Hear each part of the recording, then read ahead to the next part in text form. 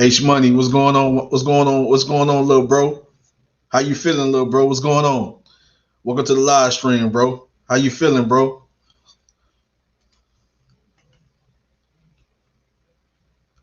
It was good, H Money. Hey man, if you want to hop on, man, and you want to hop on and cook with me, man, let me know. You know, so now I most definitely matter of fact, let me post that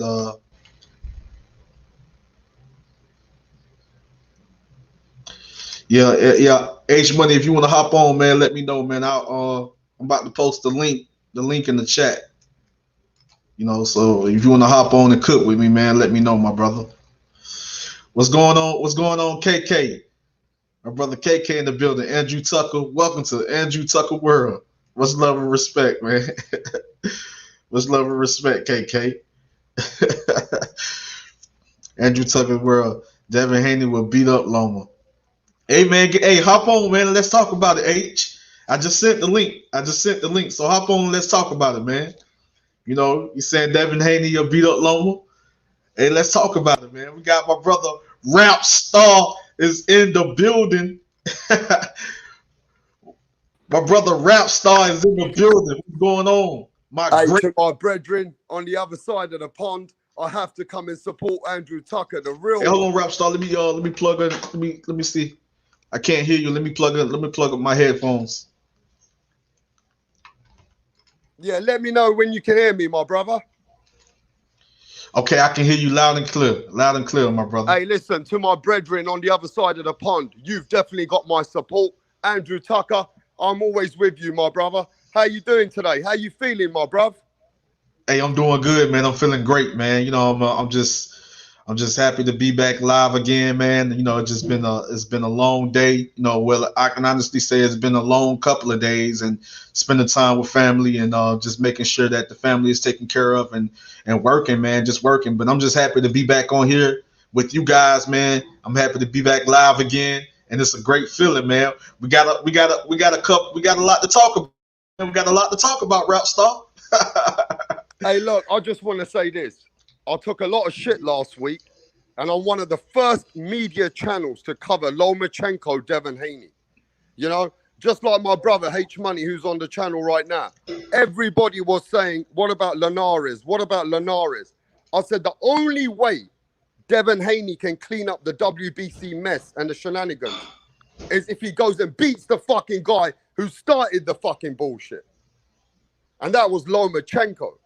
And now, today, every single media channel and every boxing platform is calling for the same fight as Rapstar was calling. That is the fight that everybody wants to see in the lightweight division is Devin Haney versus Lomachenko. Because that cleans up the situation and the shenanigans what WBC created by Devin Haney being in position and for Lomachenko to go and find greatness to become undisputed.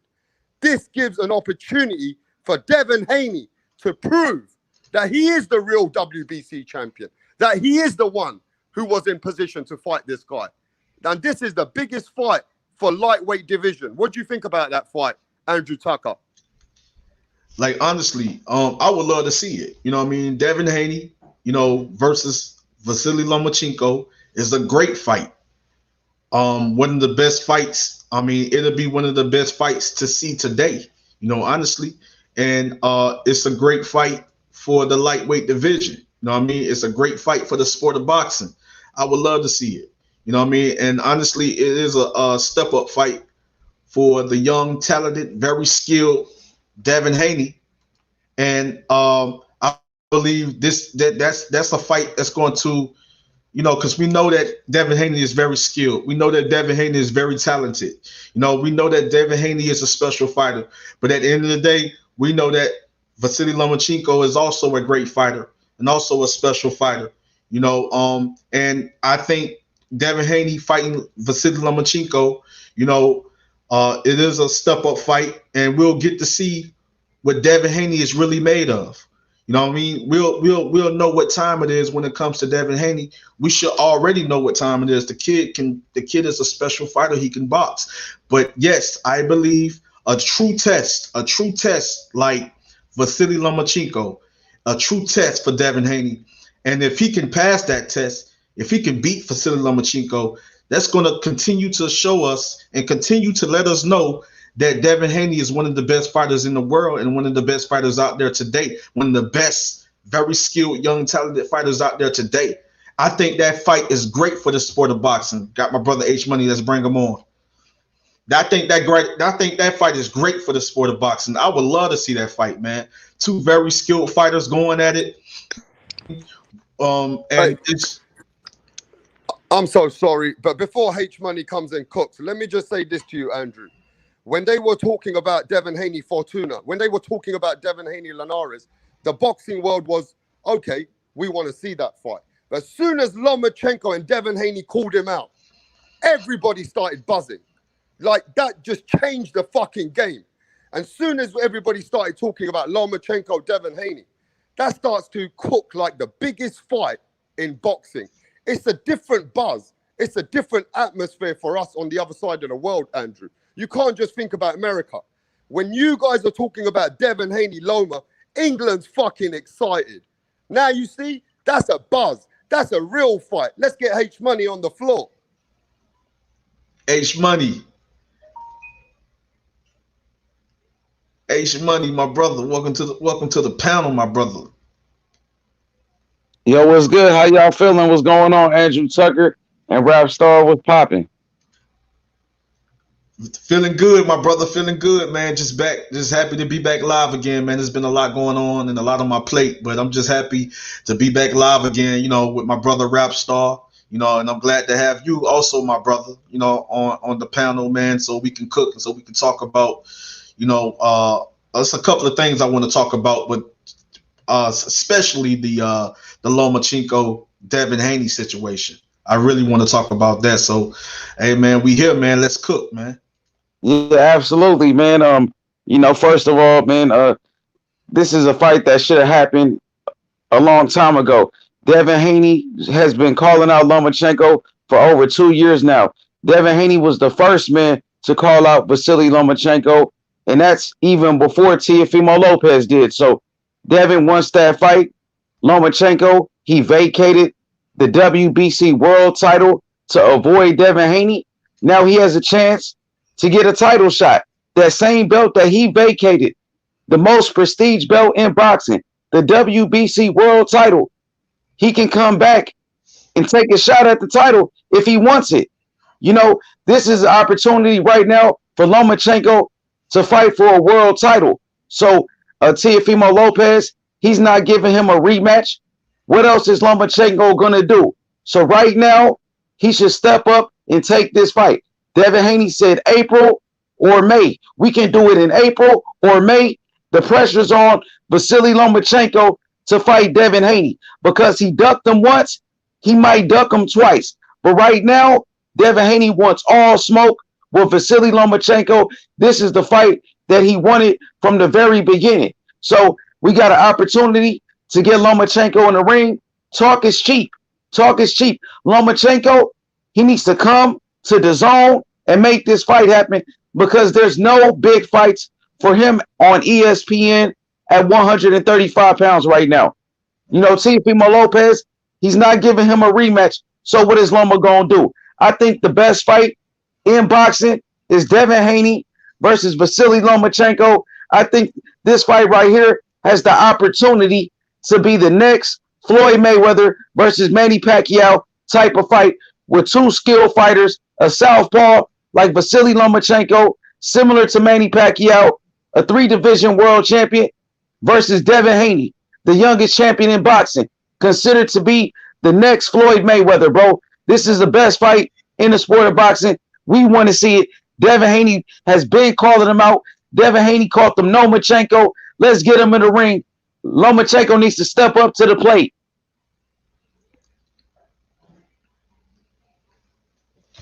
What's good? We got before we get to Jalit the leader.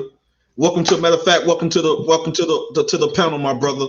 So I'm glad you're here, man. I'm glad you're here, my brother. Gumma, much love and respect, my brother. I see you out there, Gumma. Ronald Finkley, yes sir. I see you, OG.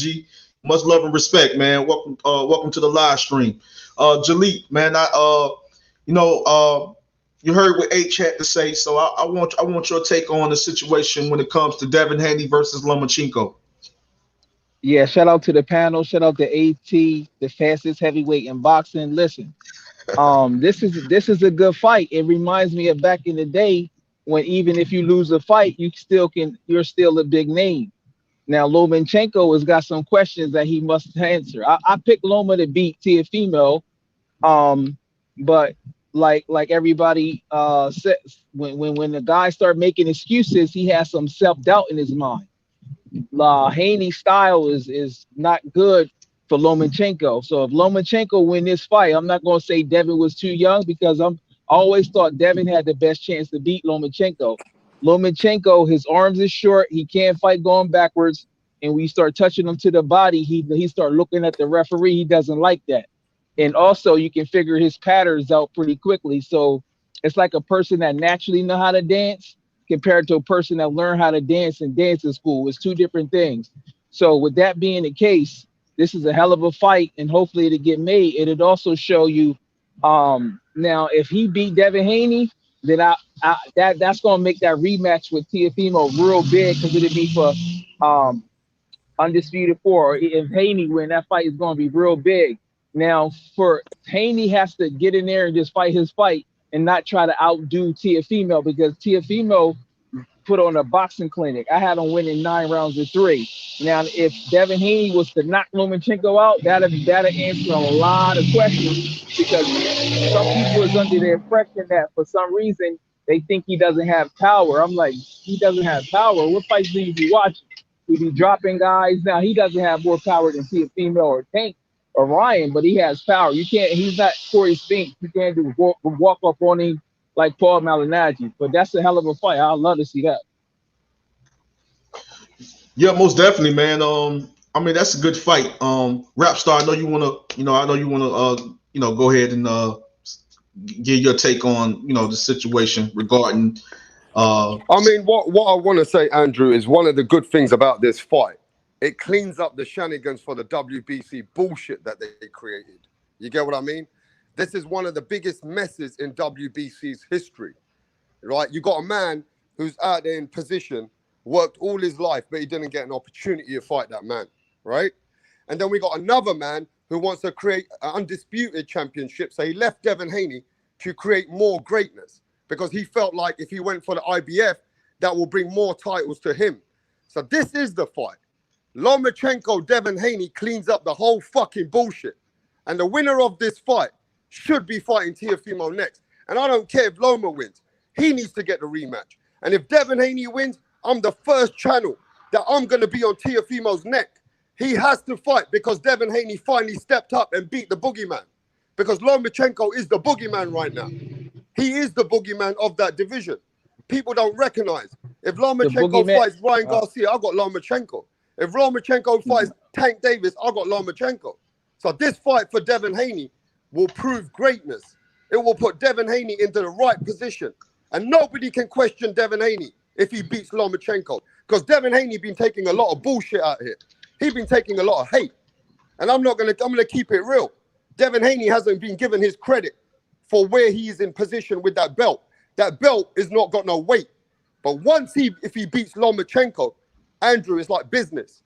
If the belt's worth $2 million right now, as soon as Devin Haney beats Lomachenko, that belt would be worth $5 million. It's like that belt would be powerful. The WBC belt, what Devin Haney will be wearing, will be the real belt. And people would have to give him the respect and recognize Devin Haney as the real champion. So I'm really glad for Devin Haney. I'm excited for Devin Haney to prove to the people that he is the real deal. I think. Yo, hold on for a second. Before you cook H Money, I know you want to cook.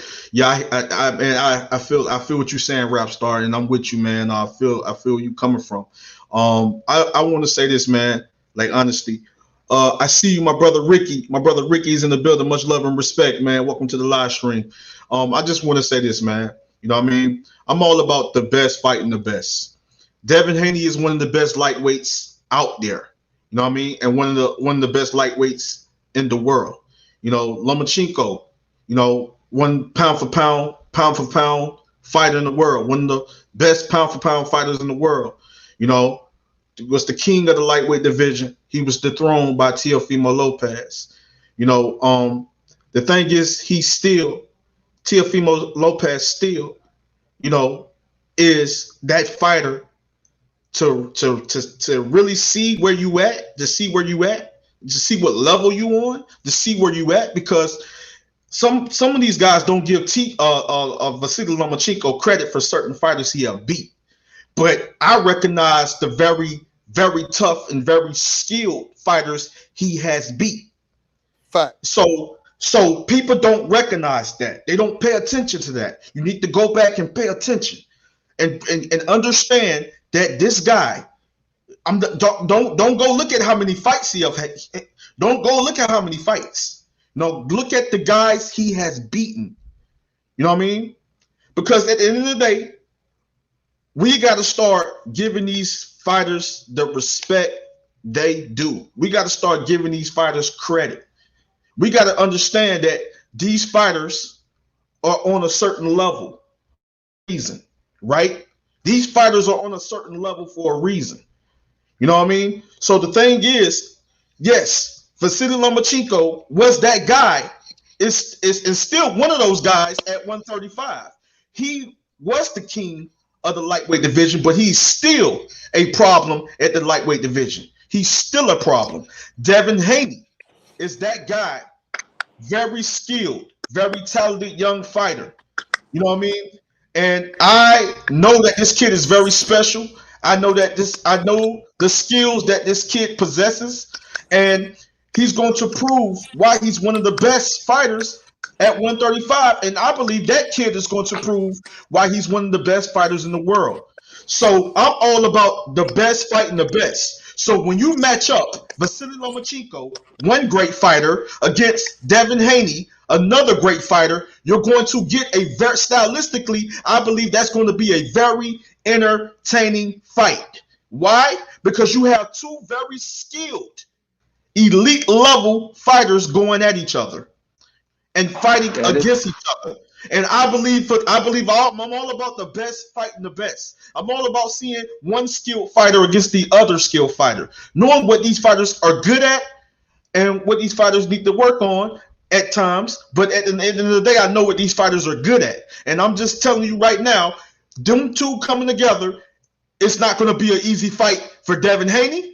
It's not going to be an easy fight for Teofimo. It's not going to be an easy fight for Vasily Lomachenko. I'm telling you right now, that's going to be a great fight. Great fight.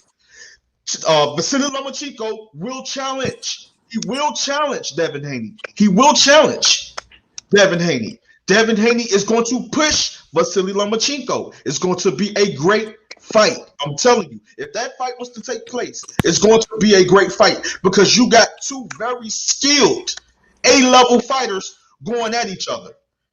And it's going to be one heck of a matchup. I'm telling you, it's going to be a fight that boxing really needs. It's going to be, I believe, it's going to be a fight to remember. I believe we're going to go back years and years later to go back and revisit and rewatch that fight if it ever happens. I don't see Vasily Lomachenko dominating Devin Haney. I don't see Devin Haney dominating him. I see it be a very close competitive fight. Now, if Devin Haney beats Vasily Lomachenko, that's going to catapult him and take his career to a whole nother level because he has beaten one of the best fighters in the world pound for pound. If Devin Haney beats Vasily Lomachenko once again, it's going to catapult him and it's going to take his career to a whole nother level because once again he has beaten one of the best fighters in the world pound for pound. But I would not. You said some. Can I say that? Don't sit up there and act like Vasily Lomachenko is not going to challenge Devin Haney. He is going to challenge Devin Haney. He's going to challenge him. He's going to test him. He's going to push him. And the thing is, people don't know, even in the Teofimo fight, I believe if Devin Haney, I believe if Vasily Lomachenko would have just been a little bit more busier, there's a chance he could have won that fight. He was putting hands on Teofimo Lopez. he was Wow. putting, He would have he was got knocked putting out, but hands. Man, He hold was on, let putting him finish, hands. bro. Hold on. He he was putting was, hands but on. He was putting hands on Teofimo Lopez. I believe he started late. If he would have started earlier, sooner, and started coming on strong and let his hands go a little bit more, you know what I mean? I believe it he would have probably been a got different knocked fight. out. Yeah, he probably would have got Yeah, hurt and he got probably got slumped. And knocked I out, understand. but Yeah, and I understand that Teofimo Lopez was working the jab. He was good at setting up the counter shots. He was good at keeping them at bay and using that reach. He was good at setting them up. He showed that he was a good counter puncher and that can box. You know what I mean? He showed Teofimo Lopez that, listen, I am very skilled. I can box. I have ring IQ. I have ring generalship. You're not the only one. I can show you that I have a style that can offset your style. But it could be totally different if they fight again. It could be even much more, it could be a lot more closer. I promise you.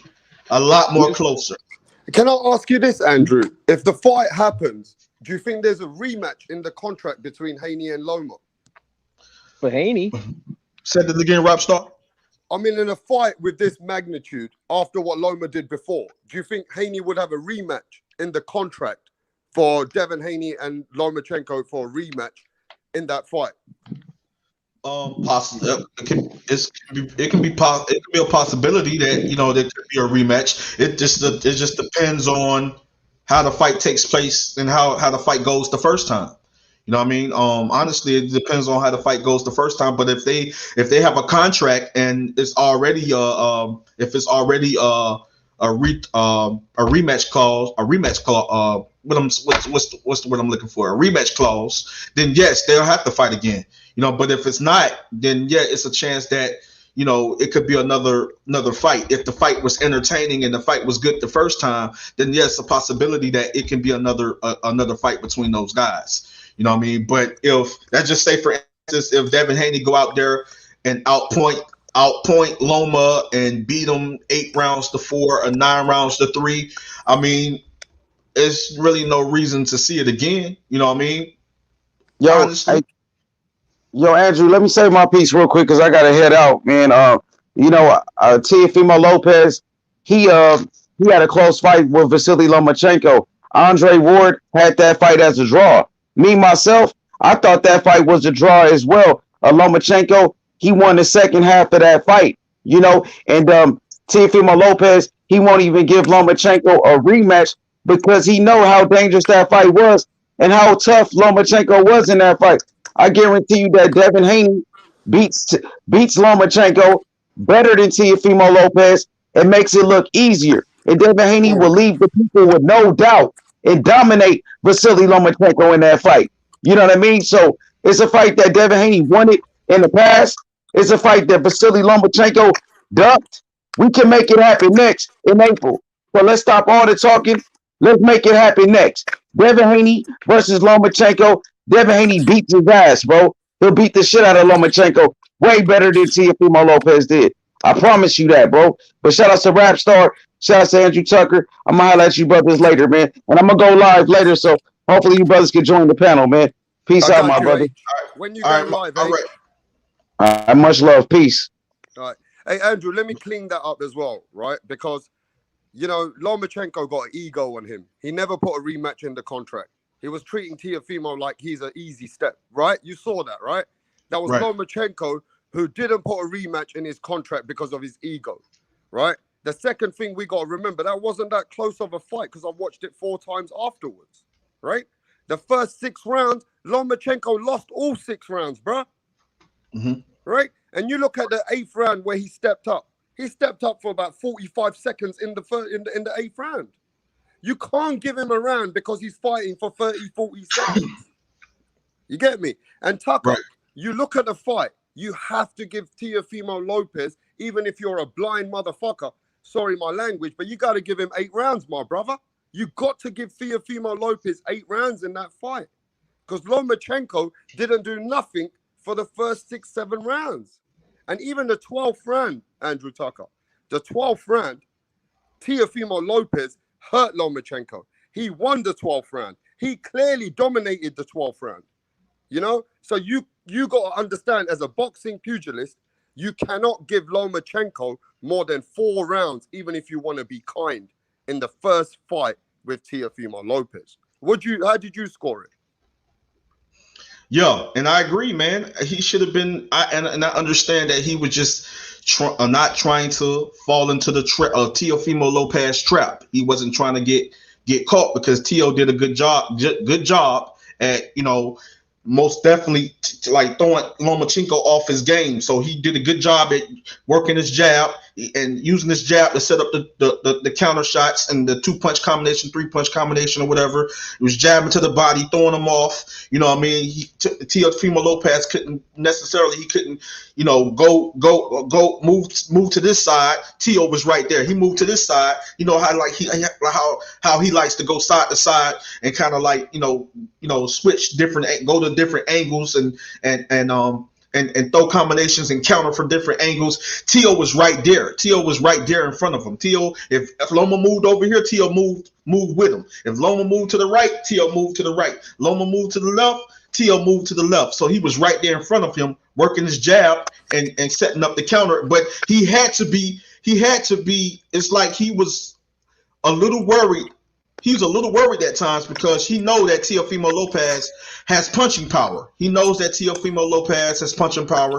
He knows that he's a very big puncher, and he's a very good counter puncher with very good timing. So Loma had to be very careful in that fight. So I think that it took him a little bit more time, because of the style of Teofimo Lopez. It took him a little bit more time to make adjustments. You know what I mean? So it's like, I feel that it was just in a way that he just could have let his hands go a little bit more and just been a little bit more busier and took a little bit more risk. But at the end of the day, we can't take away the fact that Teofimo Lopez was very smart in that fight. You know what I mean? And I think as boxing guys, right, we don't give the credit to the trainer. I know we want to give credit to Teofimo, but I spoke to Teofimo Sr. before that fight, and he said to me, Rapstar, I got a great game plan. Wherever Lomo goes, my son will go with that same weight as a flow of water. And I didn't understand what he meant at the time, Tucker. But you've got to give respect to the trainer of the year, Teofimo Lopez Sr. We don't ever talk about him. I mean, we got to remember this. Everybody was hating on him when he said to everybody that my son is going to beat the Jesus that you keep calling the white God. He ain't shit to my son. Do you remember people were saying, nah, man, you're crazy. Teofimo Sr., you're an insane man. You ain't gonna do shit. And everybody was hating on him, Tucker. But when Teofimo Sr. came with the right game plan, he deserves the credit. Why don't we talk about the trainers? We always talk about the fighters, but I do think we need to give the credit to Teofimo's father for knowing that his son could deal with Lomachenko and coming out with a great game plan. Just like you said, every time Loma moved, Teo moved with him. That was the key point, is every time Loma tried to get him out of position, Teofimo was there to not be out of position. And that was the main key points that you touched on. And I'll tell you who came with that game plan. It was his dad. His dad made the game plan. So I think we need to give just as much credit to Teo, but also just as much credit to his dad as the trainer of the year. Yes, I honestly agree with you, man. Honestly, I agree with you 100%. We got to give credit to his father, and we got to appreciate, what how his father was preparing Teo and getting Teo ready for a fight of that magnitude. You know what I mean? I think he's great. He's great. What he's doing with his son is great. I love what he's doing with his son, and he keeps Teofimo Lopez Sr. keeps his son motivated. He keeps his son motivated. He pushes his son, and that's what you need. The love that you have for your son, but not just the love that you have for your son, but pushing your son. You know what I mean? And just giving him, pretty much everything he needs to help him, to get him ready and get him prepared for a fight. Working hard with your son, pushing him to the limit. Just taking him to a whole nother level. And just most definitely the love and the support but it's just the motivation and pushing him, and that's what allowed him to beat Loma. That's what allowed him to beat Lomachenko. That's what allowed him to beat Lomachenko. The just being having that push by his dad, and having that push, and his dad is staying in his ear, telling him, motivating him, encouraging him, making sure that he's 100% focused and dedicated to the sport of boxing, and make sure that he's 100% focused on his craft. His dad is right there to keep him strong, to keep him focused, to keep him motivated, and that gave him the confidence to go out there and beat Teofimo. To go out there and beat Vasily Lomachenko. You know what I mean? And I love the father and son combination. I love it. It's good for the sport of boxing, man. Yeah, and I really do appreciate, that people don't give Lomachenko the credit, Tucker, after he lost. You got to remember this. This guy won 400-500 amateur fights. This guy was a fighter which beat every single star which got put in front of him. This man has fought fighters from all kinds of areas, from Jamaica, from Europe, all the fighters which were unbeaten. What champion, what man do you know comes into the boxing world of professional after amateurs to fight for a world title on his second fight? It hasn't been done before. You haven't been done right. Exactly. And let me tell you another thing.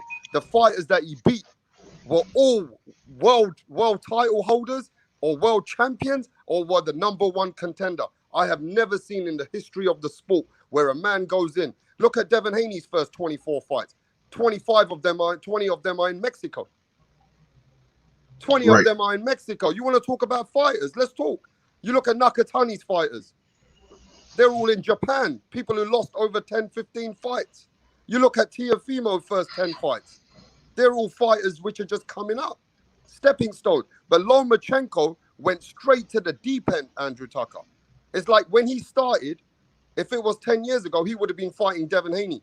He would have been fighting Teofimo Lopez. He would have been fighting Tank Davis if this was 7, 8 years ago.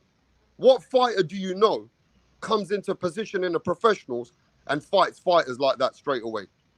Exactly. And then you got to give him credit for fighting some of the best fighters out there, especially young fighters, undefeated fighters. You know what I mean? Undefeated fighters. Because I'm gonna tell you a true story. I honestly thought, be honest with you, I thought that Vasily Lomachenko was going to lose. And I'm just keeping it real with you, Rap Star. I thought that Teofimo Lopez, excuse me, I thought that he was going to lose against Gary Russell Jr. I thought he was going to lose. Because Gary Russell Jr. was just one of those fighters, man, with special talent, very talented, very skilled, fast hands, can box, and the guy was a problem. The guy was a problem. And I honestly thought, I knew it was going to be a great fight, but I thought that Gary Russell Jr. was going to edge that fight. But guess what? Lomachenko got into that ring, and it was a great fight. It was a great fight. It was a great fight. But he got into that ring, and he proved me wrong. He proved me wrong. He proved me wrong when he defeated the young undefeated Gary Russell Jr. And I just go back and look at all the amateur fights, right? Two-time gold medalists, all the amateur fights. This guy has seen so many different styles. So many different styles. That's a lot.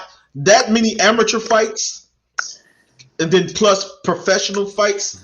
That's a lot of experience right there, my brother. A lot of experience. And so for people that saying that Vasily Lomachenko wasn't this, wasn't that, I guess you clearly wasn't paying attention to his fights. I guess you clearly, I don't know if you have a eye for boxing. You know what I mean? A real good eye for boxing. I don't know if you really know when a fighter is very skilled and what a fighter does very well and what he does and what he's very good at.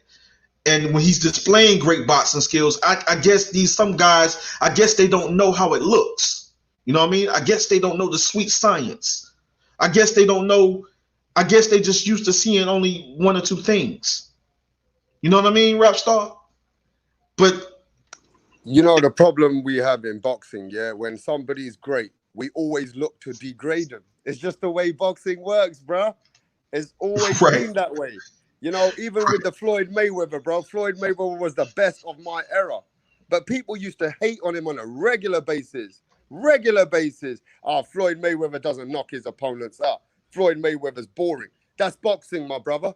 If that was your fucking son, let me ask any grown man. If that was your son, don't you want to hit and don't get hit? Or you want your son to get beat the fuck up and then win the fight? You guys talk shit. Floyd Mayweather did the sport a credit to show you there's a science behind boxing. The science behind boxing is move your feet well, pivot, know when to, be in the situation and know when to get out of the situation. Even your feints. Feints is a skill. I mean, I remember when I was training years ago, my trainer used to whack me on my fucking arm. Feint properly. Feint properly. It's like every little fucking detail just by moving around, knowing when to get your opponent out of position. Floyd Mayweather was the best at that. But they still want to find a way to discredit Floyd Mayweather. All you hear, he didn't fight Vernon Forrest. He didn't fight Sergio Martinez. He didn't fight Antonio Margarito. He didn't fight Paul Williams. I used to hear that all the time. Yeah, I used to hear it all the time. All the time. So the same thing going on now to Lomachenko, Canelo Alvarez, all these guys is because that's the way we compare them, is that we have to find a way to degrade them. Boxing's always been like that, Tucker. It hasn't changed. We're just repeating history, my brother. Yeah, I totally agree, man. I totally agree. A fighter goes out there, man, and he proves time after time after time that why he's one of the greatest, why he's one of the best fighters out there, and why he's one of the best fighters in the world. And it's always an excuse. It's always an excuse when he beats, a certain fighter, right? So we can say, oh, well, this fighter is past his prime. Oh, well, this fighter was weight drained. Oh, well, this fighter was this fighter was that. But the fighter is not going to tell you that. The fighter is going to tell you he felt good. The fighter is going to tell you he was in great shape. The fighter is not going to make any excuses. If the fighter felt that he wasn't ready, or the fighter felt that he couldn't go out there and physically perform, then he wouldn't have never stepped in the ring. And that's facts. And at the end of the day, we are in a sport today that we always divide and conquer the sport. We're always looking to degrade the number one guy so we can bring the number 4 guy because you're a fan friendly and you're pushing, to degrade the other guy. We're always been like that. We as a sport that we love, we always degrade our champions. Some of the fans are like that. They're always been toxic to the sport of boxing. But at the same time, I think what that does, it motivates the sport because you're always looking for the next top guy.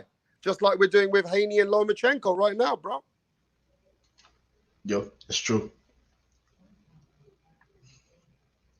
Yeah, that's true. Yeah, who came in I'm just keeping way. Somebody keeps coming in and out. That was Jalik. I think he might be experiencing internet Wi-Fi issues or internet issues. I think. But hopefully he fix it. But I agree with you, man, 100%, man. It's just.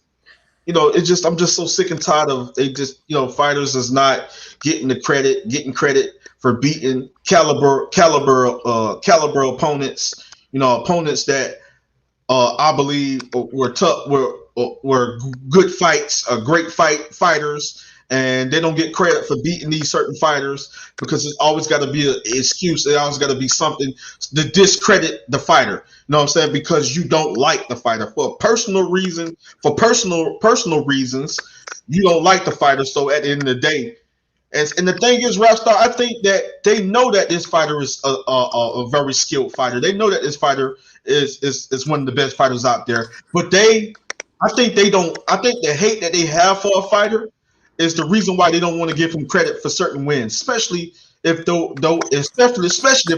are good wins. You know what I mean? Especially if they're against good fighters, they still don't want to give them credit. Maybe because they personally have something against the fighter or they hate the fighter. You know what I mean? I think it's just hate, my brother. Yeah, but before Jalik cooks, right? Because my phone's gonna die. I want to come back to you. I just want to say this. I want to give a history lesson to people. After the 450 amateur fights, a man like Lomachenko comes into the professional rankings and fights the number one guy straight away. It doesn't happen. It doesn't fucking happen in boxing. And you know, the guy he fought was Ruiz Ramirez. I remember that fighter. He was 25-3. The man was fucking on a momentum and he was a WBO champion. Who in the history of the sport comes out of amateurs to fight the WBO champion? It doesn't happen. Right. Give the man credit. And then after that, yeah, he lost a sloppy performance against Salido. Then he learned from that. And on his third fight, he comes and beats a man, Gary Russell Jr., who still hasn't lost till today. The man, Gary Russell Jr., he beats him on his third fucking fight. And then let's carry on. Let's not forget he beats Roman Martinez. Roman Martinez was another world champion. And then he beats him, knocks him the fuck out, bro. And then you've got him beating Nicholas Waters. He's the first man to put Nicholas Waters and make him quit. I know my boxing, Andrew. I'm a boxing historian. I know, Rap Star. And the way he made Nicholas Waters quit, let me tell you this. There's a document on Nicholas Waters after that, and he spoke about it. Nicholas Waters gave up boxing after that. He retired. He retired because after that, he never felt like he was ever a top boxer because Lomachenko took his soul and he never came back to the ring ever again. And that's a man who he put in retirement. Let's not forget, he put Rigodo. He put Rigodo. I know he was a lower weight, but he put him in the bench and he made him quit. He made the fucking man quit, who's a Hall of Famer, Rigodo. I mean, I know he's a smaller guy, but let's not forget. One of the best pound for pound fighters in the world. One of the best pound for pound fighters in the world. And let me tell you something. You guys don't know the names that I know. There's a fighter that I want everybody to go check in the chat right now. His name was Soraya Takatan. That's what I think his name was. I know his first name was Soraya, but this guy was 51-1, and Lomachenko fought him on his full fight. I remember that. This guy was 51-1. Now you look at Devin Haney, Teofimo Lopez, Tank Davis, Ryan Garcia. Lomachenko's resume is better than all four of them put together. Facts. How about that one? And let Jalik cook. I'm going to go put my other device on. Everybody smash the like button. Subscribe to the channel. Andrew Tucker cooking right here. We're going to come back, brother. Yes, sir, man. Most definitely. Most definitely. You go ahead and cook, Jalik. I know you got something to get off your chest. Because I like Lomachenko, but Lomachenko, like, see what happens is when Lomachenko get a lot of hype, you like, is this guy for real? You know, you already watch a fighter, like, okay, he decent, he nice, but they gotta prove it to you because based on their hype. So we all connect with fighters there. But I had Lomachenko. This is how much I was gonna give Lomachenko credit for being Teofimo because I knew how much Teofimo was a threat. I had him at pound for pound number 2.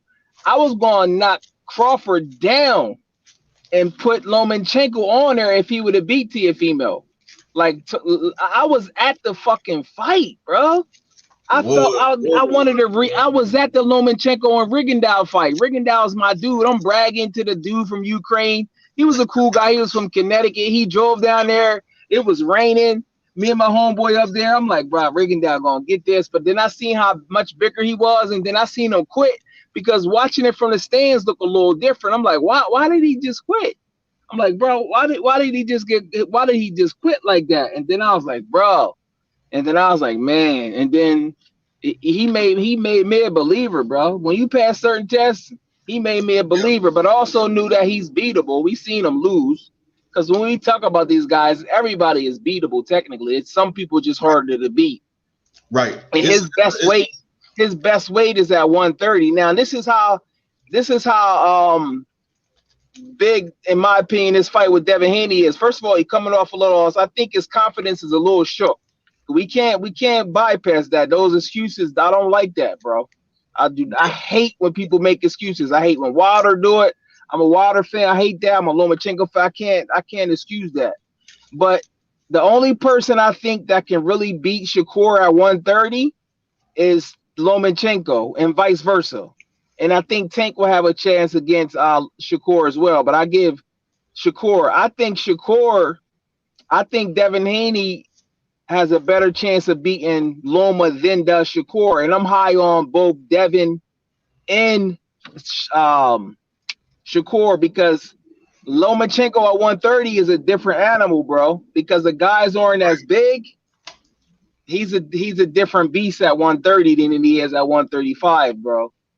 Now 135, he giving up a lot more height, and Homeboy is a long, rangy fighter. Devin Haney. So this is a great fight for him. This fight right here, take it back. Yeah, I'm gonna be honest with you, bro. I think Loma gives any one of them boys a hard time at 130. I don't know if Shakur. Like, listen, I'm telling you right now, bro. Gervonta Tank Davis would struggle. He would struggle against Loma. Oscar Valdez would struggle against Loma. Yeah. Diaz would struggle against Loma. Even Miguel Bacherka, who just lost to Valdez, he will struggle against Loma. Tevin Farmer will struggle against Loma. Even Shakur Stevenson will have a hard time with Loma. Even my young boy, I love him, man. I love him. He's a very entertaining fighter to watch, very skilled as well. Chris Colbert, little B-Hop. Yeah, that's what I'm saying. Yeah, that's what I'm saying. Yeah. Little B-Hop will struggle with Loma, man. Loma is still a problem, bro. People got to understand for Loma to even stay at 135, I'm like, bro, that's courageous because why not go to 130? It's not like he's gonna lose credibility because that's more closer to his weight and it's still good competition there. And he have higher chance of winning. So for him to stay at 135 and to take on Devin Haney, the thing is, Bob Arum, why would Bob Arum give Devin Haney to him? Because another loss in a row, that's his value. It'll go down even more. You know what I'm saying? 2 losses in a row is kind of big. So why not save him for Shakur? Because Shakur is calling him out. Shakur said he had dominated on worse than Teofimo. I was like, wow, Shakur is one confident guy. He said he had dominated on worse than what Teofimo did. So he wanted to smoke with Lomachenko. So Bob Arum, knowing how he is with his trickery, I don't think he's gonna do it. You know what I'm saying? And Lomachenko was not the type like Teofimo that'll speak up. So shout out to Teofimo for speaking up and standing up for what he believe in, bro. Most definitely, man. 100%. Shout out to T on that. Shout out to T on that, man. And the thing is, like, listen, bro. Like, Loma, people gotta understand, bro. Like, people gotta understand. Like, I'm not with Loma. I'm against Loma when it comes to all of the excuses. And I'm not with the excuses. And so I feel you 100% on that. But I'm telling you right now, Loma is still a problem from 130 to 135 because I know that's the only weights he basically is going to be focusing on. You know what I mean? So like I said once again, even at 135, bro, I think that all the 135 pounders are it's a lot of guys that I believe could make good fights with Vasily Lomachenko. I think they can be real good competitive fights. But I'm talking about from Ryan Garcia to Devin Haney, Jorge Ramirez, Javier Fortuna, Richard Comey just coming off a spectacular knockout. You know, so also Ryan. You know what I mean? All those guys. Nakatani. You know what I mean? Tio Mandatory, the guy, the undefeated guy, I forget his name. Tio finna fight this mandatory. Is that Cambosis Jr.?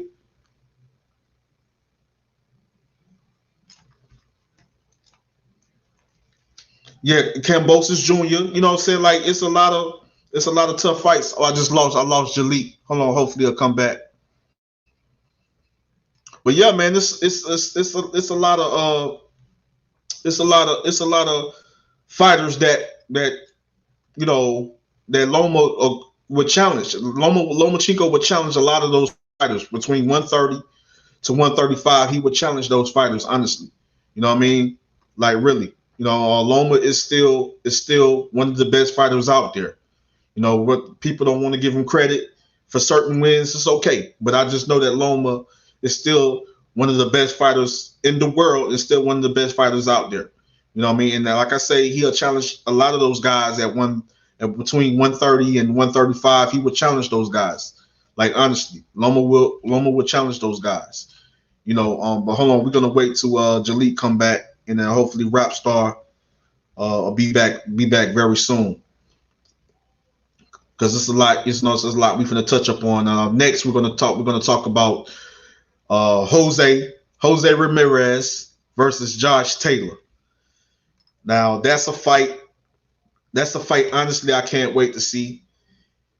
For belt undisputed. I can't wait. I can't wait to see that fight. Honestly, that's a fight that. Oh man, it's gonna be a great fight. I know that Jose Ramirez is gonna be ready.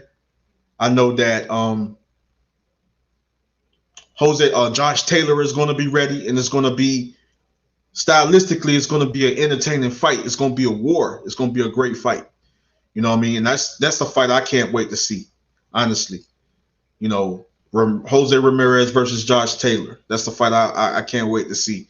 And then we also gonna talk about Andrew Ruiz Jr. the comeback. I'm hearing that it's a fight between him and Chris Areola that's gonna be on pay-per-view. I think they thinking about putting it on pay-per-view. I don't know about that fight being I know about that fight being a pay-per-view fight, but like honestly, it's a good heavyweight showdown though. Honestly, I think it's gonna be a good heavyweight showdown. I think that's a good comeback fight. Honestly, Areola, people gonna be like, well, Areola is done. He's finished. He's washed up. He need to retire. Andrew Ruiz Jr. is going to easily destroy him. But the thing is, I feel that Chris Areola is going to put up a fight. I got Andrew Ruiz Jr. winning that fight, but I honestly believe that Chris Areola is going to put up a fight. He's going to put up a fight. He's going to come to fight, and but I just feel that Andrew Ruiz Jr. is going to win that fight. But I think it'll be entertaining while it lasts. I think it'll be an entertaining fight while it lasts, though. And of course, we're going to also talk about Tio standing up to Bob Arum. We're going to talk about the Teofimo Lopez situation. That's something that we have to talk about. But listen, man, I'm all about seeing great fights. I'm all about seeing the best fight the best. Here come my brother Rapstar. He's back in the building.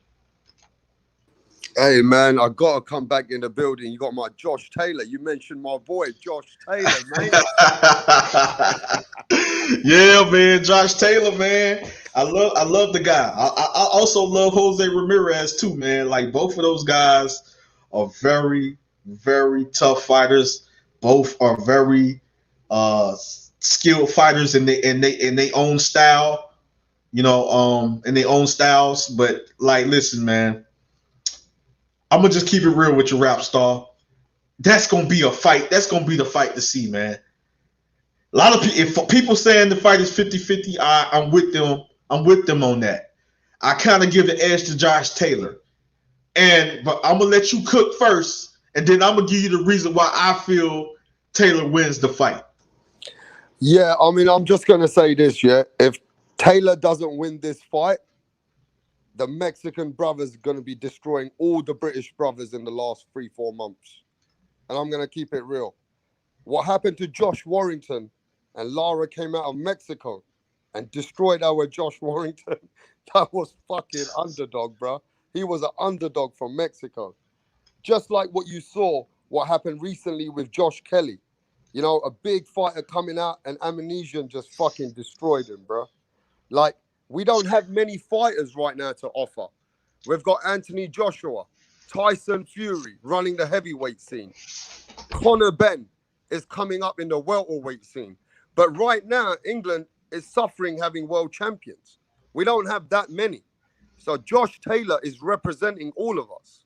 You got Chris Eubank Jr. too, man. I put him up there too, man. He's a tough fighter. He tough. Look, we got Chris Eubank.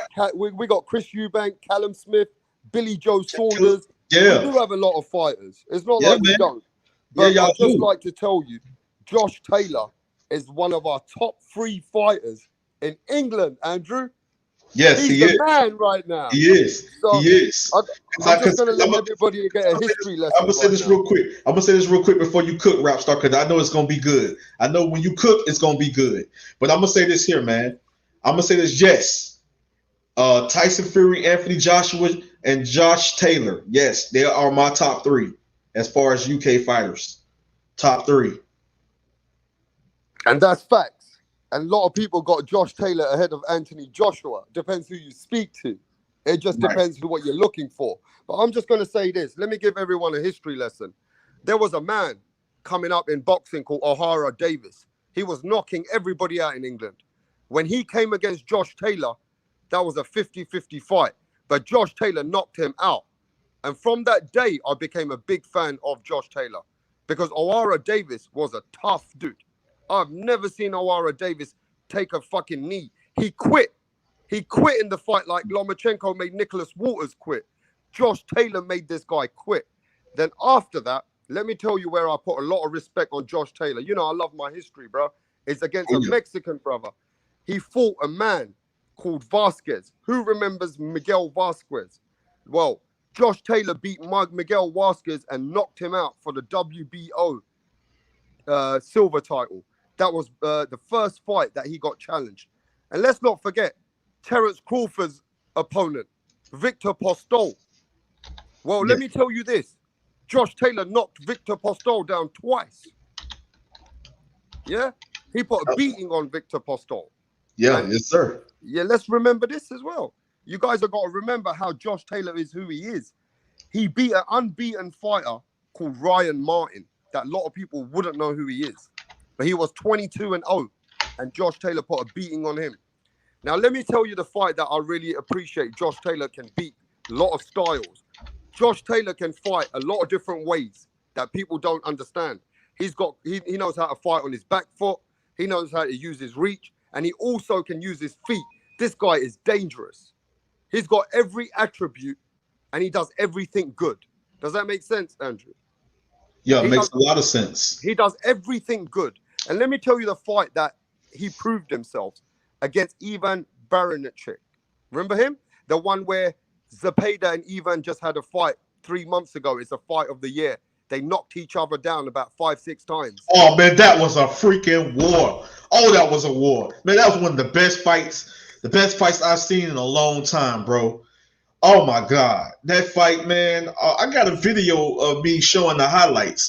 Video up on my channel showing the highlights of the knockdowns and, you know, and including leading up all the way up into the stoppage, you know, until Zepeda stopped them. You know, man, listen, man. I would never forget that fight. Never.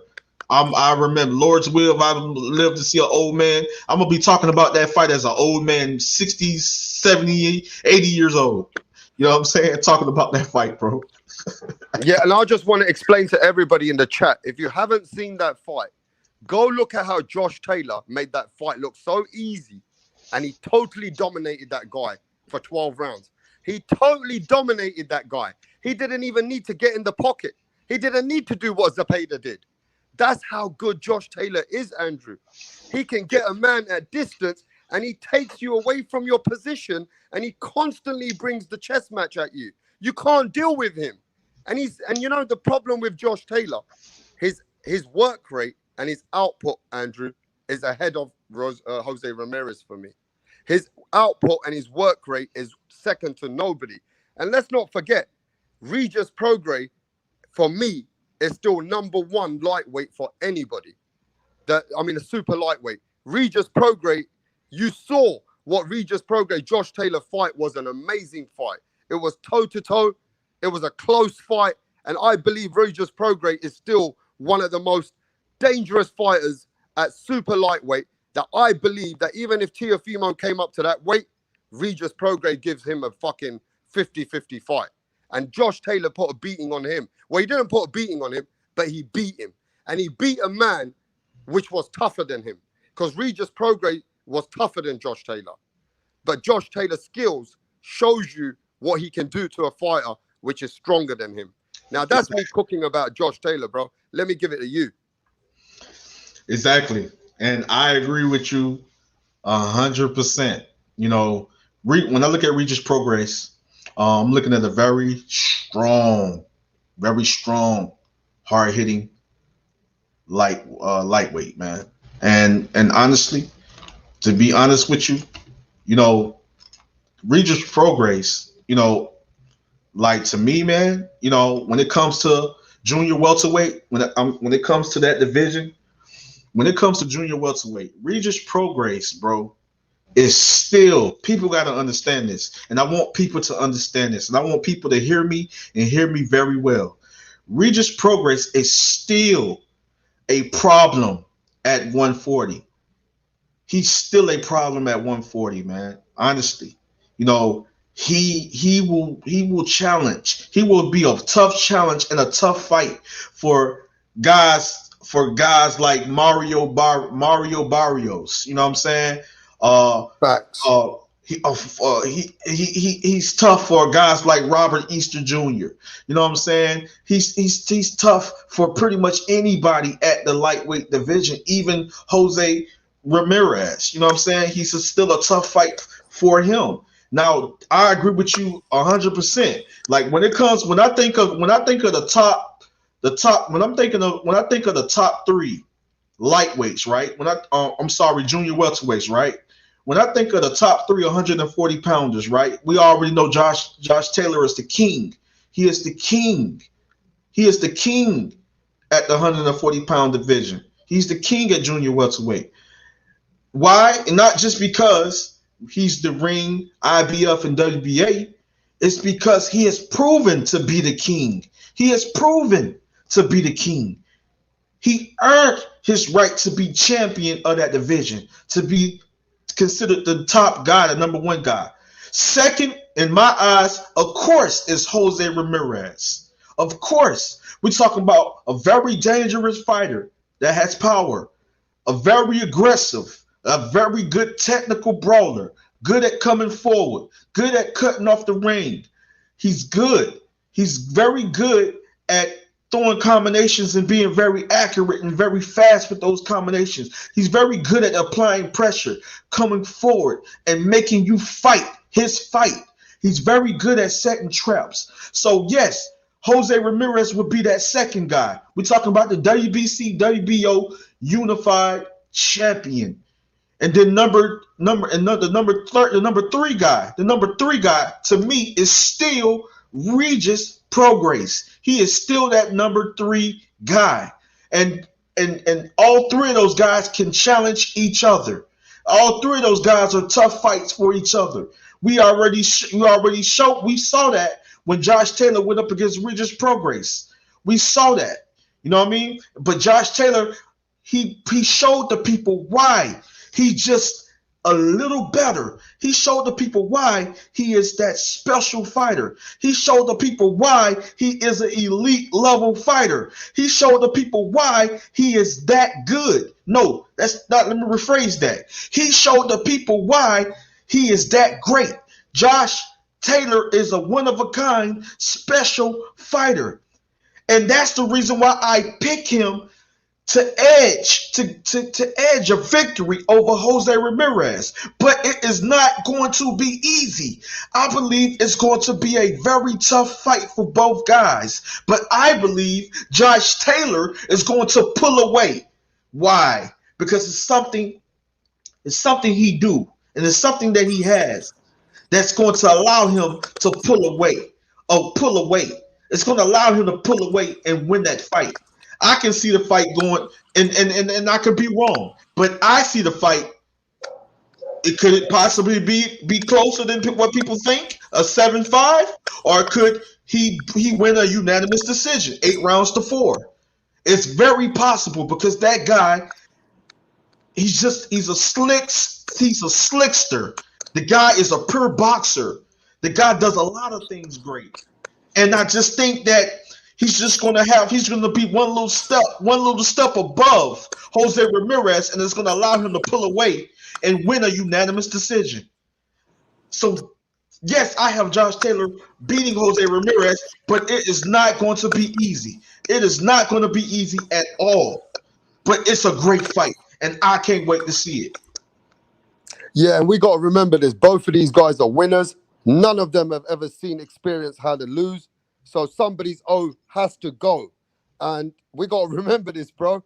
We got to put just as much respect on Jose Ramirez. You know, Jose Ramirez is a man who adapted to the fights that he beat. You know, he beat Jose Zepeda. He knocked out Maurice Hooker. He beat Victor Postol. So Jose Ramirez is a threat. And he also is the #1 super lightweight in the world. This is a 50-50 fucking fight. And I'm hyped up. Just like you hear me right now. I am hyped up.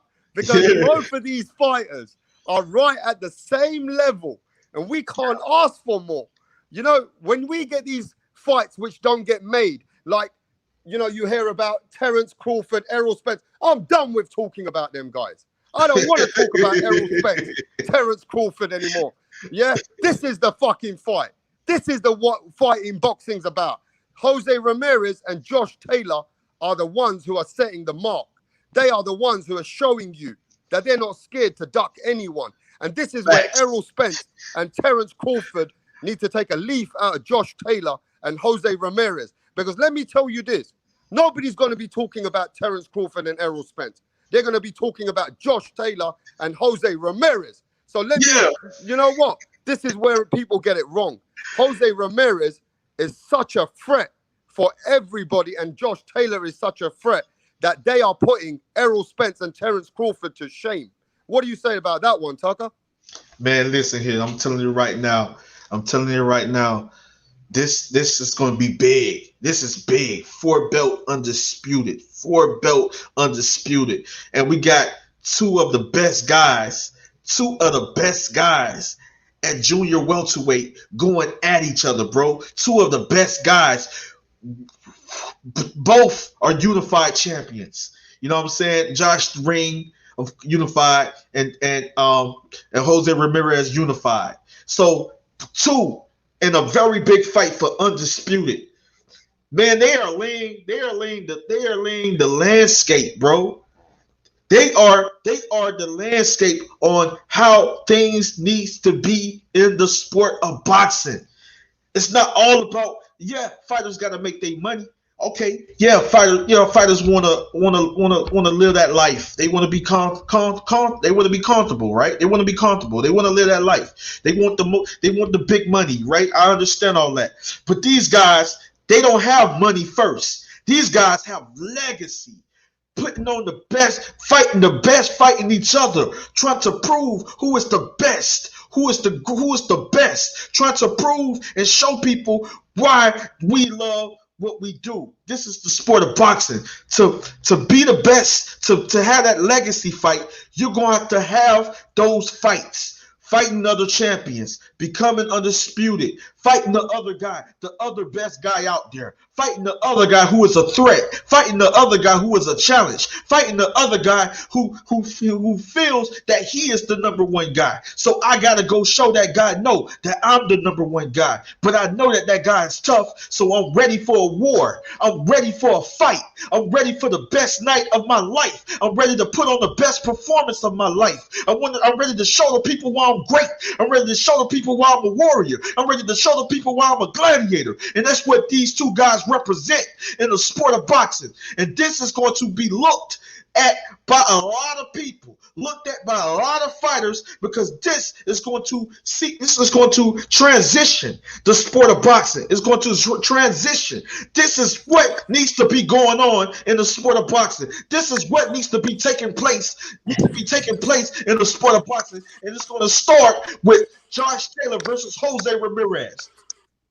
And Josh Taylor can make himself the #2 fighter in England, because he will not become the #1. Because Joshua and Fury is the #1. That's the #1 biggest fight in the fucking world. There isn't a bigger fight than that. But after that, Josh Taylor becomes the #2 for us if he wins. And let me ask everybody this. If the winner of that fight, I've got him in the top 6 pound for pound. Whoever wins that fight goes into my top 6 pound for pound list in 2021. And he will be taking over those names like the Terence Crawford and the Errol Spencers. If they don't step up, These are the guys which will be taking over the pound for pound spot. And that's me. That's what I'm saying, bro. And Yeah, I got, man, Josh Taylor. I already got him. I got Josh Taylor high on my pound for pound list because well, he's doing that 17 fight, so this would be his 18th fight, and if he wins, and the one, let me say this too, Josh Taylor, bro, he called out Crawford. When he signed, look at the interview, he said, "Yep," and he said he want Crawford, so it ain't like he in there playing games. And also Jose Ramirez, he said he want Crawford. He not talking about, oh, this, and this. I need a couple fights. He was like, "Yup, and I want Crawford." So they both calling out Crawford. So for them to even want to get the smoke, I don't favor them to win. But if they was to do that, because y'all got to put it like this, the winner of that fight is going to be a huge name, and both of them are big 140 guys, right? So at 147, it actually might be better because them 7 pounds could be draining a lot out of them. So if they this way at 140, at 147, they're going to be a problem. So, man, what Josh Taylor is doing, like, I favor him to win, but a lot of people I talk to is going with Ramirez. So it's 50-50 down the line. So this shit got me hyped. And to be honest with you, I already looked at the tickets. I'll probably go to the fight. Like, I'm waiting for the tickets to go on sale. I might be live and in person to go see this fight because this is history in the making. I know fighters want to get their bread, but when you put on fights like this and take the risk, your name gets bigger and bigger and bigger. And just to point out, let me ask you this, World Star, if he was to beat Ramirez, right, and then beat a solid name and then beat Crawford, don't you think that makes him UK's #1 fighter if he beat Crawford and become undisputed? Yeah, but Jalik, no, I appreciate you and I appreciate what you're saying, but it's very hard because in our history of the sport, we've never had an undisputed heavyweight. We've never had that.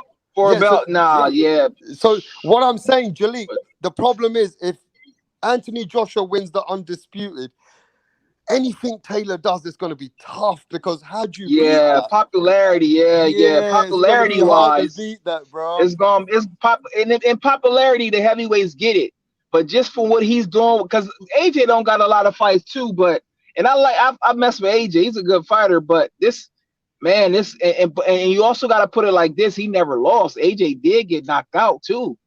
So if he do this, that's gonna be crazy if he beat somebody like Crawford, because I got a funny feeling that he's gonna get better at 147 because he's big.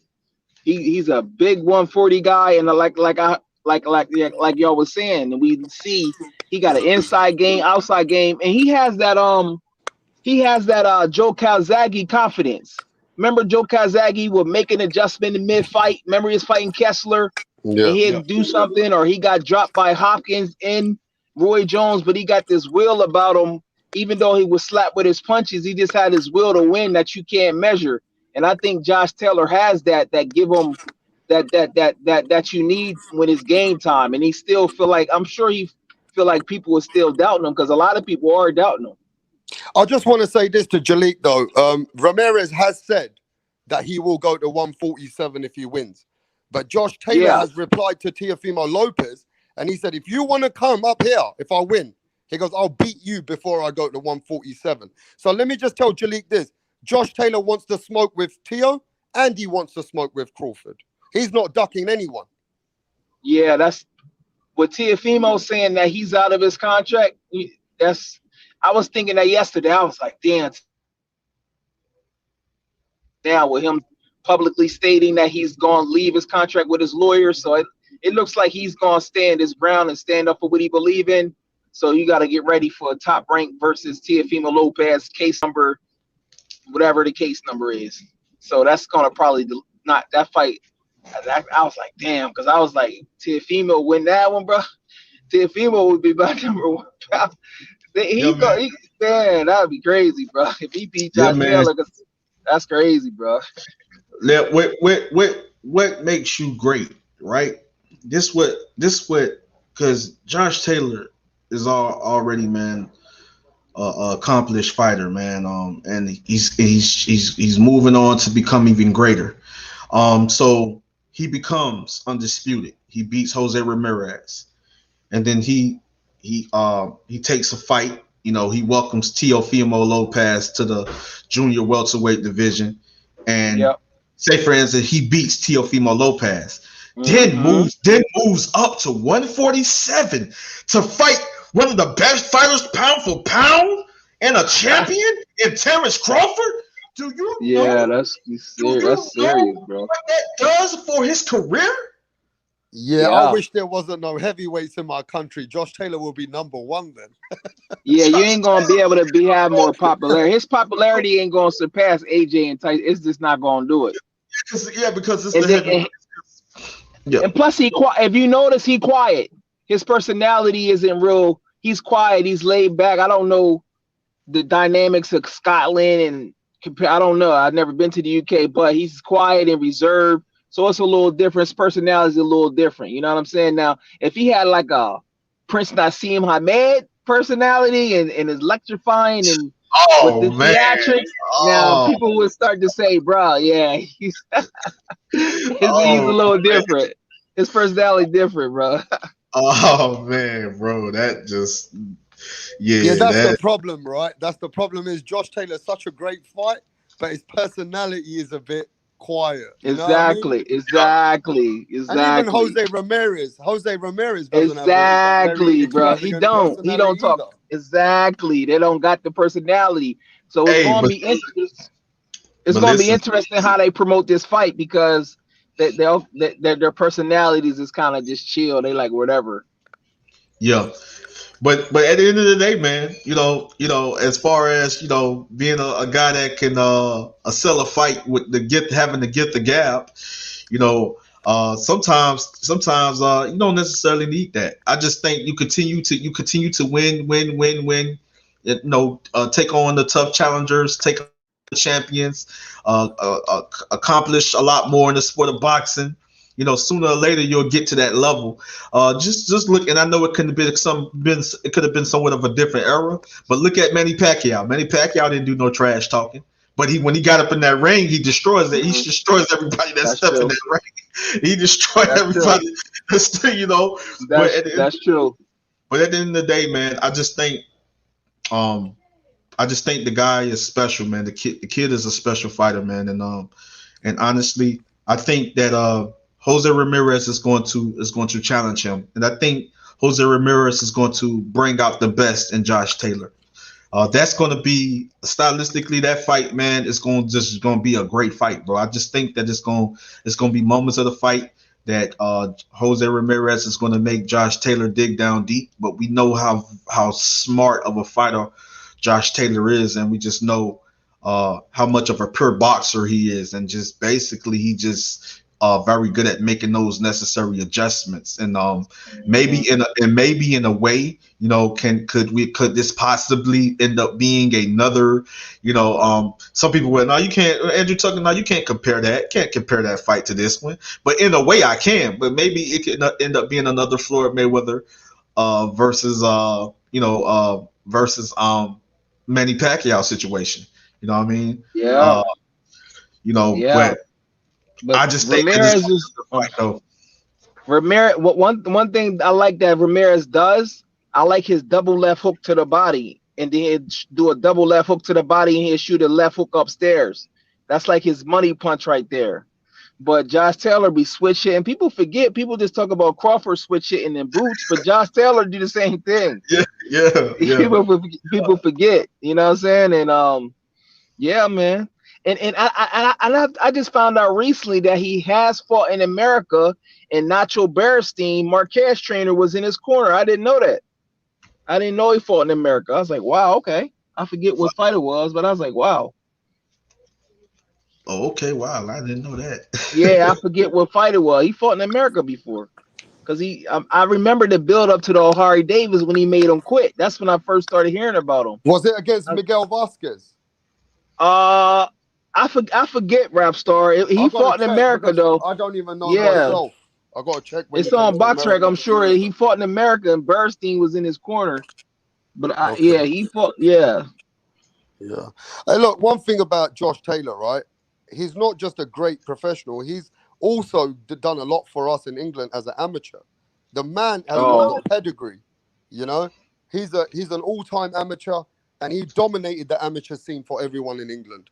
I just want you guys to realize Josh Taylor has got the pedigree coming into this fight, but I still think we're taking away from Jose Ramirez. Jose Ramirez is just as good as Josh Taylor, bro. He might not have the skill set like Josh, but he definitely has the hunger. He definitely has the grit. He definitely has the winner mentality. This is a man. This is a man with Jose Ramirez who's going to give everything in that sport. You know, I've just done 200 sit-ups. I'm fucking hyped up. I'm hyped up for this fight, bro. I'm telling you right no, now. I'm about to And go listen, let me just say this, Jalik. I might meet you at that fight. I'm having a look online for the tickets. I might meet Yeah, you I'm telling guys. you, bro. I'm coming to that fight. And Rapstar's going to come over there, and I'm going to make a video, and I'm coming to the Josh Taylor and Jose Ramirez fight. I'm coming. It's I'll in meet you there, Vegas, Jalik. bro. It's in Vegas. I kind of wish it was Texas, but the ticket's probably the same because Texas is like an hour and a half, 2. Vegas would be like 4 hours, but you know it's only 3 p.m. over there, 6 p.m. here. So but Vegas, you know, it'd be nice to get out there in the desert. You can go to LA and Phoenix and all that, a couple hours away. But I think I'm leaning towards I gotta find out if somebody can find out when the tickets go on sale. I gotta meet up with I gotta find Black and Brown. He better not change his mind. We got that $200 bet. He got Jose Ramirez.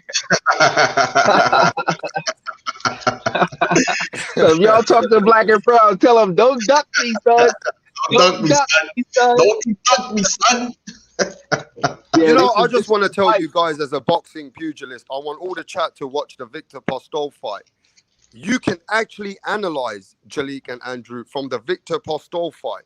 You can analyze that, you know, Jose Ramirez, he couldn't get out of trouble. He was stuck in the pocket. He was taking a lot of punishment as well as giving it. But one thing I liked about Josh Taylor, he was able to get Victor Postol out of position many times. He was able to make Victor Postol miss. He was able to put Victor Postol in a position where he was knocking him down.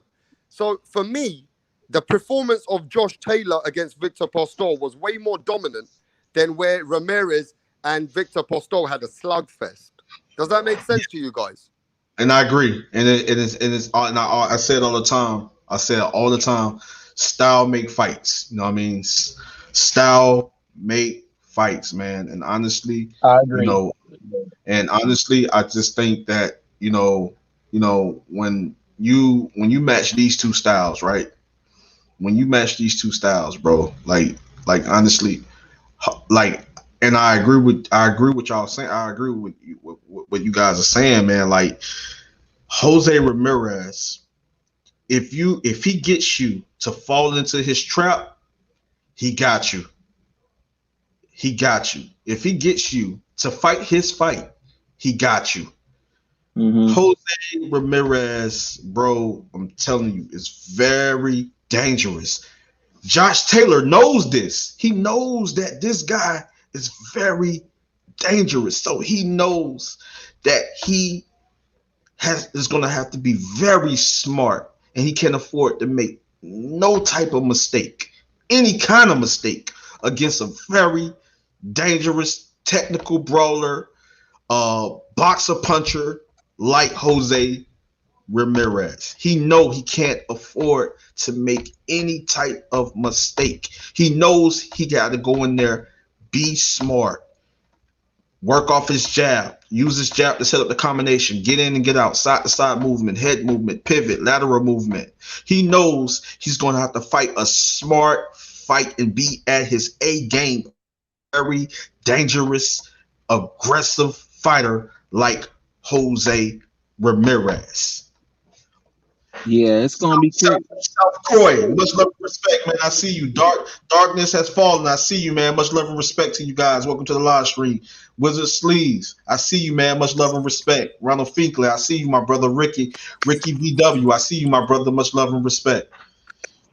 And like you said, that fight in May, that's the fight that everybody gonna be waiting for because it has significance on there. And I think Top Rank, since they got both guys, I'm sure they're gonna promote it. The fights over here, I'm curious to know when is Josh Taylor gonna come to US because those stipulations is off. Is he gonna come real early and settle in, or is he gonna train and then wait a week out? What Yeah, y'all think to is be best honest, for him? Jalik, I'd rather him come to America now so he can Yep. settle in, Mm-hmm. get himself comfortable Yep. and get ready for the Yeah, fight, bro. Yep. yeah. I agree Because he 100%. yep. Can we go to the I would chat? do that. There's somebody in the chat said SCSL South Koi. He Yeah, says Ramirez is a better boxer that people give him credit for, but Josh Taylor is another level and no slouch. Um, do you think that Ramirez is a bit more flat-footed than Josh Taylor? You see, Ramirez, he relies on bringing you into that slugfest. Ramirez Yeah. relies on taking account, giving you a counter punch and putting himself in position where he'll be, trying to dominate you. Do you think this fight with Josh Taylor and Ramirez, Josh Taylor for the first half of the fight will be on his legs? Like he'll be putting Ramirez out of position. He'll be putting Ramirez into a situation where Ramirez would have to try and create opportunities. What do you think? How do you think the fight goes? And that's basically and I know you want to cook on this, Jalik. I can feel it. I know you want to cook on this, but I feel this just basically what I just got through saying not too long ago. I feel that Josh Taylor fight that's more on his toes type of fighter is going to be looking forward to using his feet. Good footwork. He's going to be looking to offset Jose Ramirez, and he's going to be looking to frustrate. He's going to be looking to frustrate Jose Ramirez by just sticking and moving, boxing, getting in, getting out, doing a lot of different things. Like I told you with the pivoting, lateral movement, side to side move, he's going to be doing a lot of things to throw Jose Ramirez off his game. Now the thing is, yes, Jose Ramirez, he can get on his toes too, but he's more of a flat-footed type of fighter. You know what I mean? Is very good at cutting off the ring and things of that nature. So if he does a lot of cutting off that ring, coming forward, applying pressure, you know what I mean? Yes, he's looking to bring the fight to Josh Taylor, because sooner or later he's going to have to do that if he wants to win the fight. He's going to have no choice but to take risk.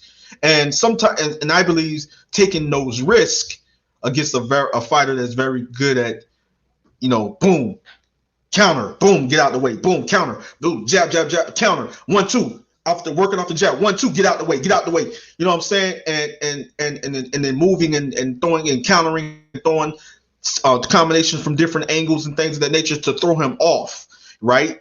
And it's going to be kind of hard for him to sit there and plant his feet.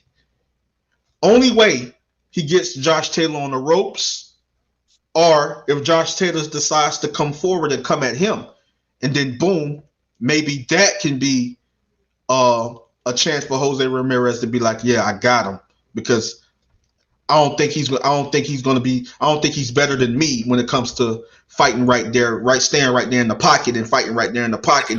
But he did it with Regis Prograis. With Regis Prograis. Right. So Jose Ramirez is going to think, like, just let me finish. So Jose Ramirez is going to think that he can get Josh Taylor that way by getting him to fight in the pocket, which he feels that he's better at him at doing that.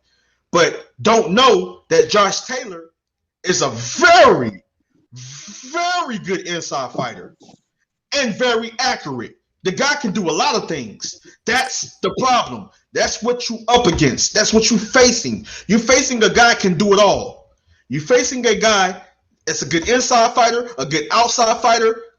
The guy can do it all, and very good at doing and switching up his style. Very good at, I'm telling you. So that's what he's up against. But it's going to be a good fight.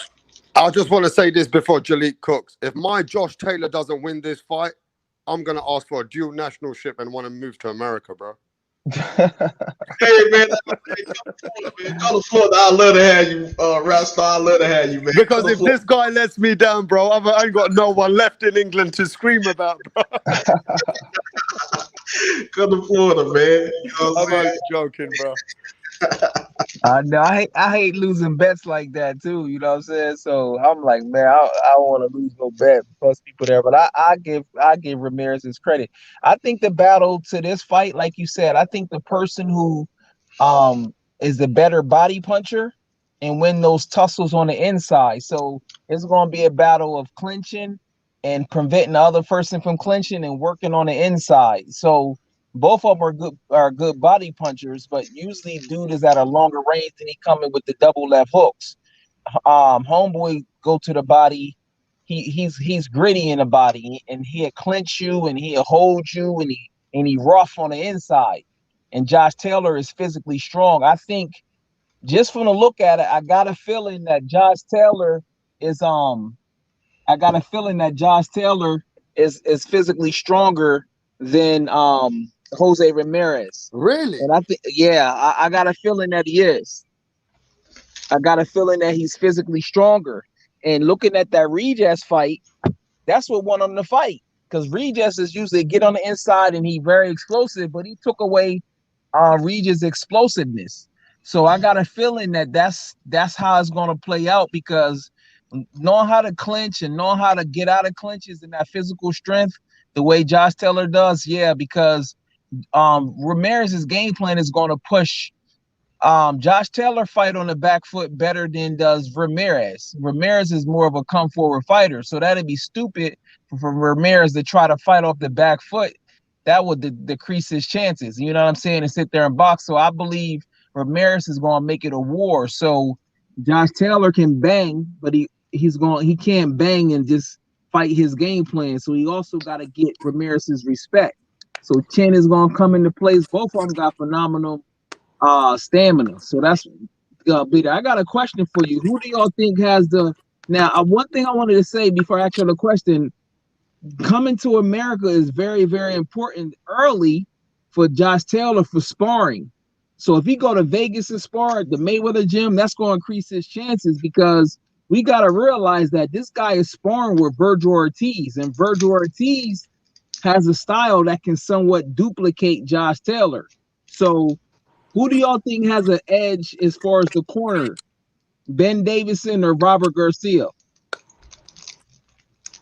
I mean, you can't compare the both, Jalik. Robert Garcia is a way more experienced veteran.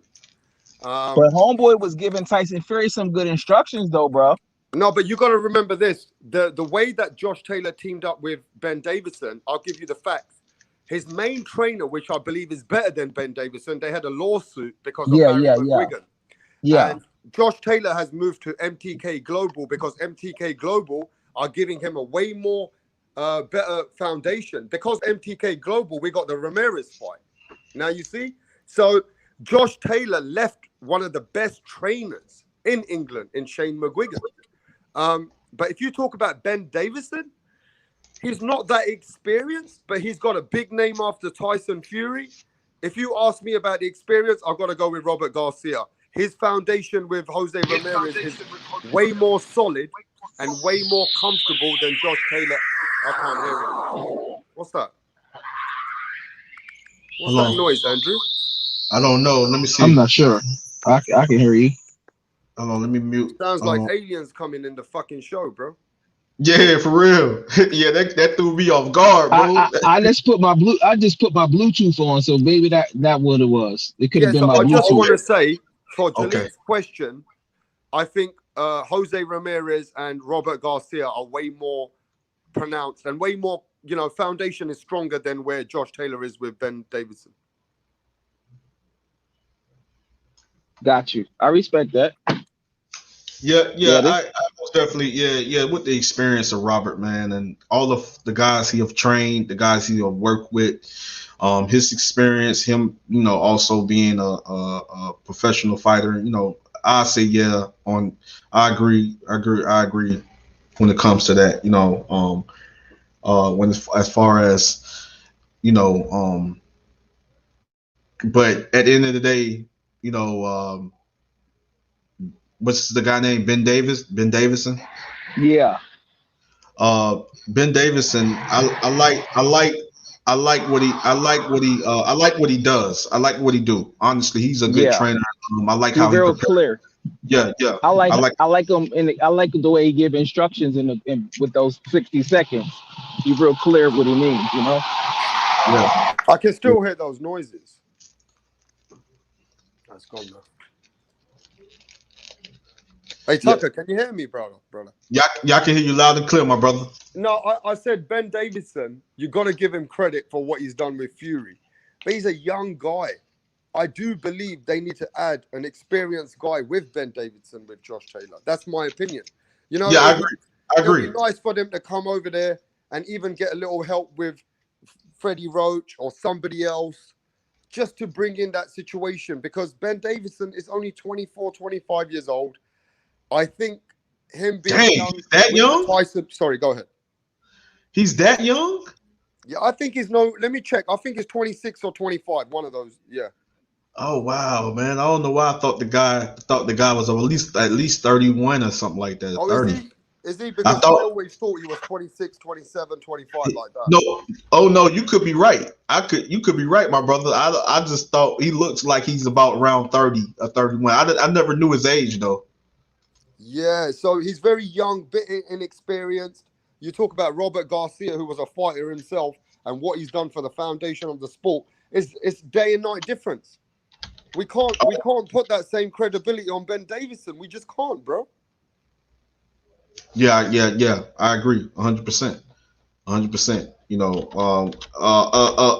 A whole lot, a lot more, way more experience when it comes to Robert Garcia. Way more experience. I mean, Y'all got it- me hyped, bro. Y'all got me hyped, bro. I'm looking at I flights, get hyped bro. for I'm fights. looking at flights.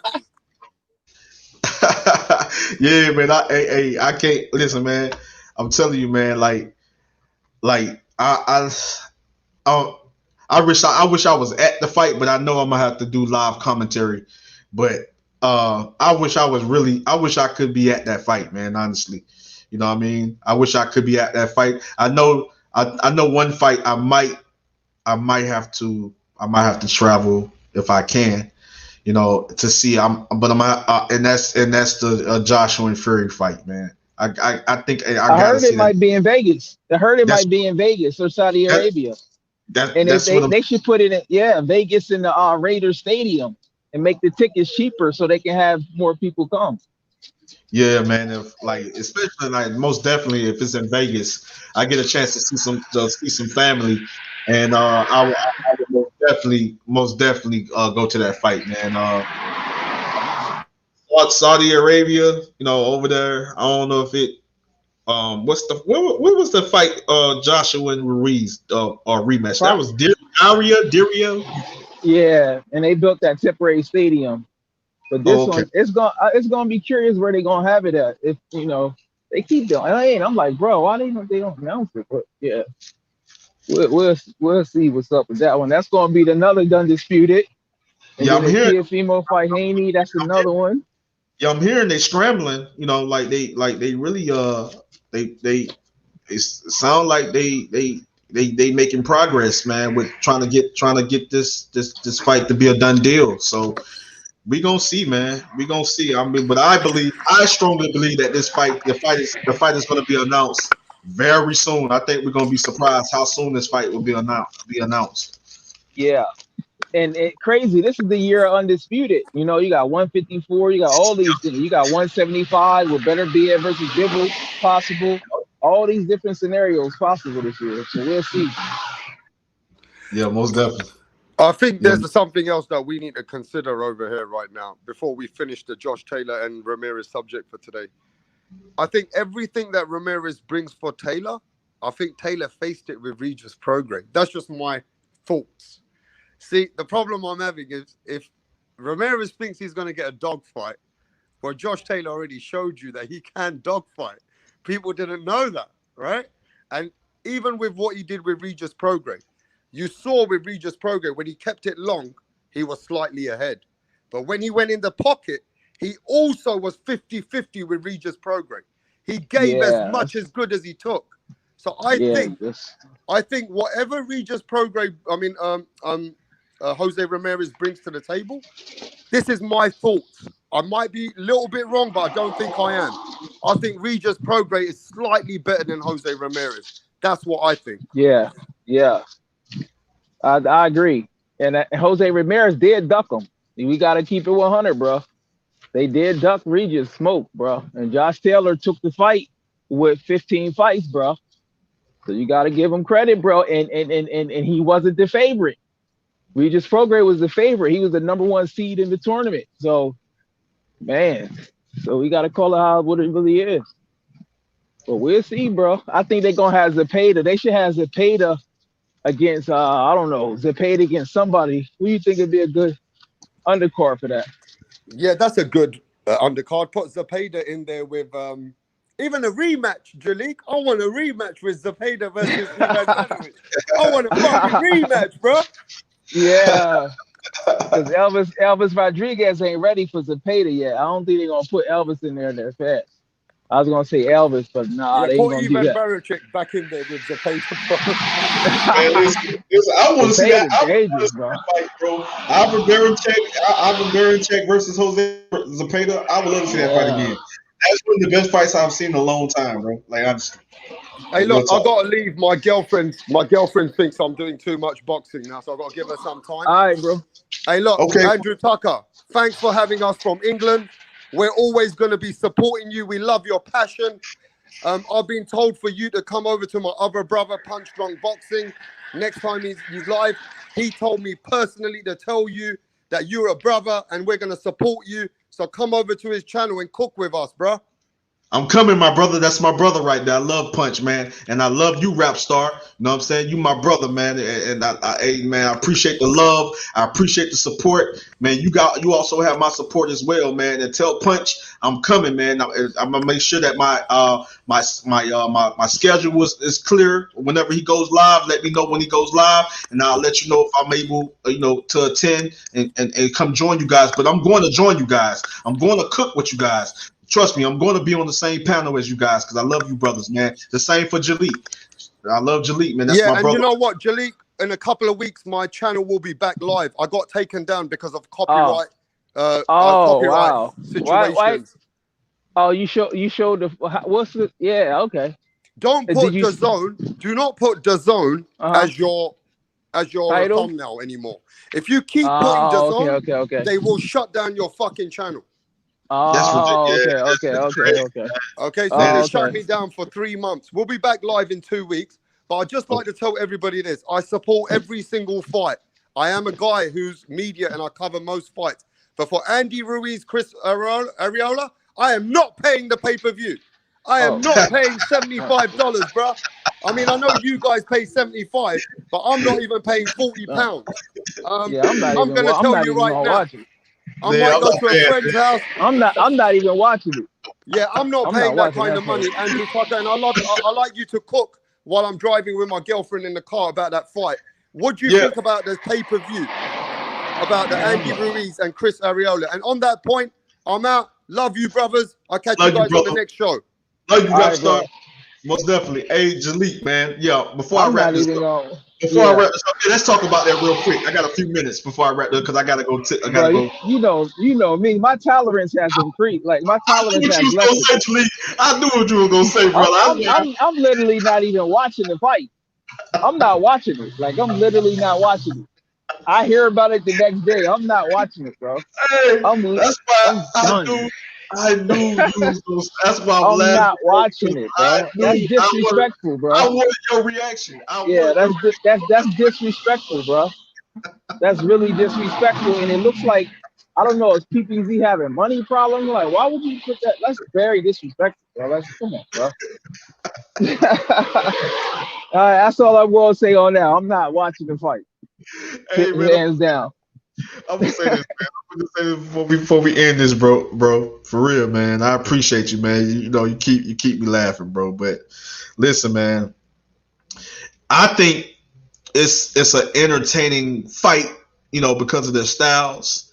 But to be on pay-per-view, and I already know Andrew Ruiz Jr. Andrew Ruiz Jr. is going to Andrew Ruiz Jr. is going to break him down. He's going to break him down, and I can see him stopping him probably within the 7th or 8th round.